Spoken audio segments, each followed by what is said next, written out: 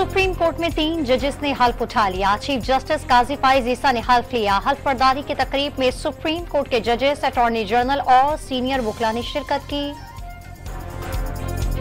Chief जज Shujaat justice Ali Khan ने बतौर कायम मुकाम chief justice Lahore high court का हल्फ उठा लिया। गवर्नर पंजाब सरदार सलीम हैदर खान ने हल्फ लिया। वज़ीर आला पंजाब, सूबाई वज़रा, जजेस और वकला ने भी तकरीब में शिरकत की। वज़ीर आज़म मोहम्मद शहबाज शरीफ ने वफाकी काबीना का अहम इजलास आज तलब कर लिया। ऑपरेशन अज़्म इस्तेहकाम पर काबीना को एतमाद में लिया जाएगा। अरकान की जानिब से मंजूरी दिए जाने का इम्कान।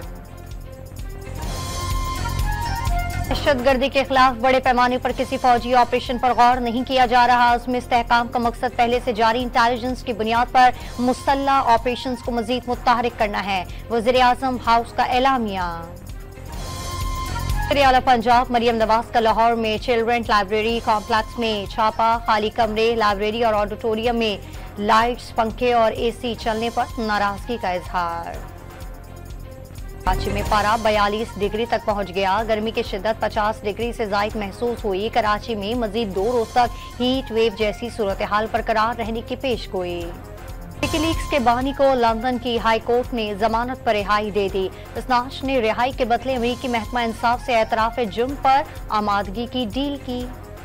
क्रिकेट टीम के कप्तान बाबर आजम वतन वापसी पहुंच गए। निजी एयरलाइन की परवाज से लाहौर पहुंचे। T20 वर्ल्ड कप में शिरकत के बाद कुछ दिन के लिए अमेरिका में रुक गए थे। और T20 वर्ल्ड कप सुपर 8 मरहले में अफगानिस्तान के खिलाफ बांग्लादेश को मुश्किलात का सामना।